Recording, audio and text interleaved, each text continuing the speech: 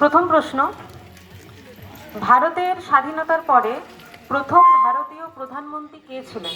যিনি পারবেন হাত তুলে উত্তর দিন। আচ্ছা, পম্পা ম্যাডাম প্রথমে হাত তুলেছেন, বলুন। একদম ঠিক, এটা হাততালি হোক। পম্পা ম্যাডাম পেয়ে যাচ্ছে।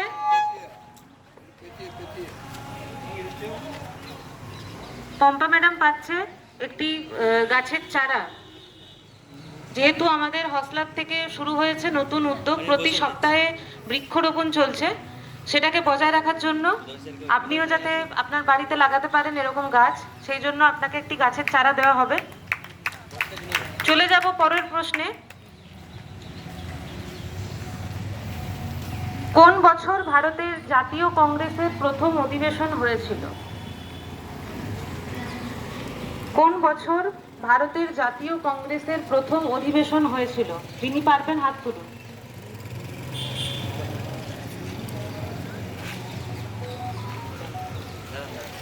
পম্পা ম্যাডাম পারবেন? বলুন। হ্যাঁ, একদম সঠিক, এটা হাততালি। কেউ বলছে না আছে।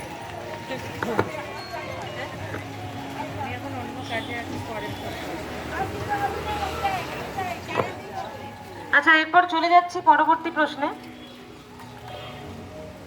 ভারতের প্রথম নাগরিক অবাধ্যতা আন্দোলন কে নেতৃত্ব দিয়েছিলেন?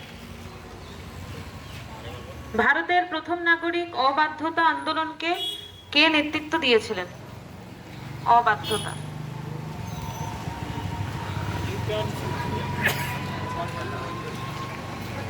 আচ্ছা, আমি অন্য প্রশ্নে যাচ্ছি। তিন সিংহ কোন প্রতীকের অংশ? তিন সিংহ কোন প্রতীকের অংশ?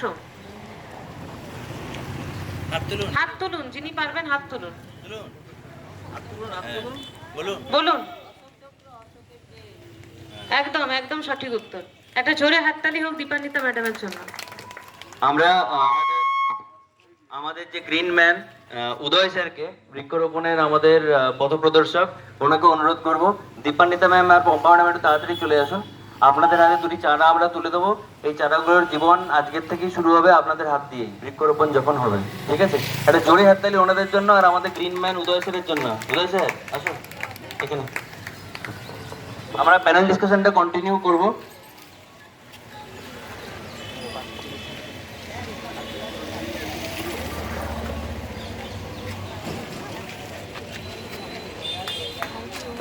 দাঁড়ান দাঁড়ান, একসাথে দাঁড়ান।